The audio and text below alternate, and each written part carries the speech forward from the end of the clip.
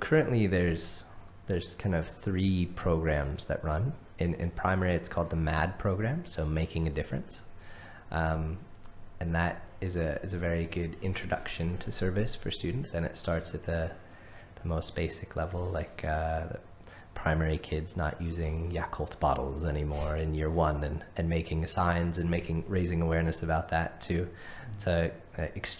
weekly exchanges with local charities in the year 3 and above. So getting a chance to go and spend time and interact with students that would be roughly your same age, if not slightly younger, at a local charity, a local organization. And then in Key Stage 3, we recently introduced the BOSS program.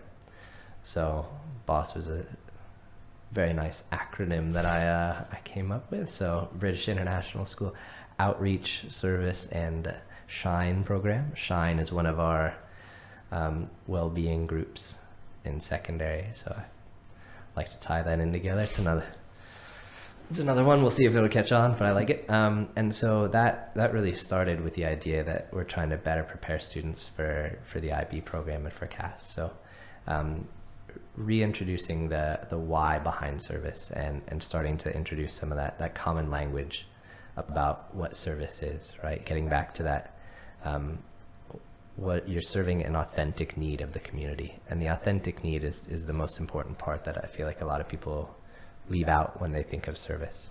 So kind of starting to get the language right.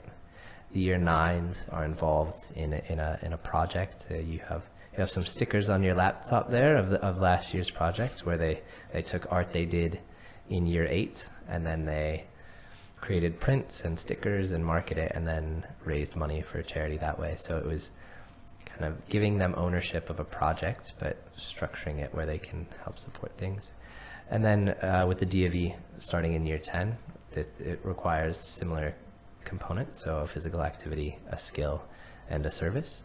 So from year 10 and up, then the introduction of a more formal, students have to do their own service through the IA, and then in year 12 through the CAS program.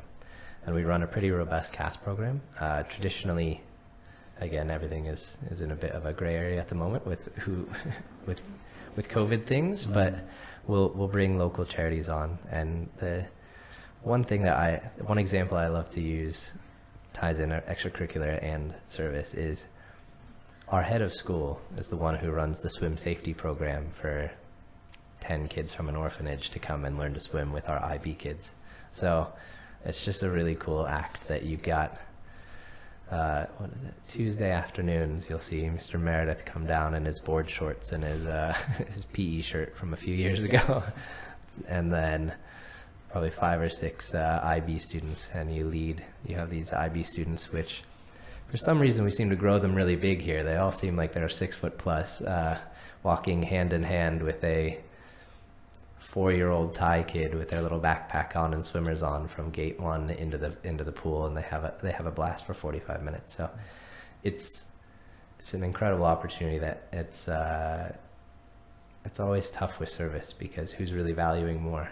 Is it our IB students who are getting the opportunity to grow with these kids, or is it these little kids who are having a chance to use a pool they might not necessarily have had access to on?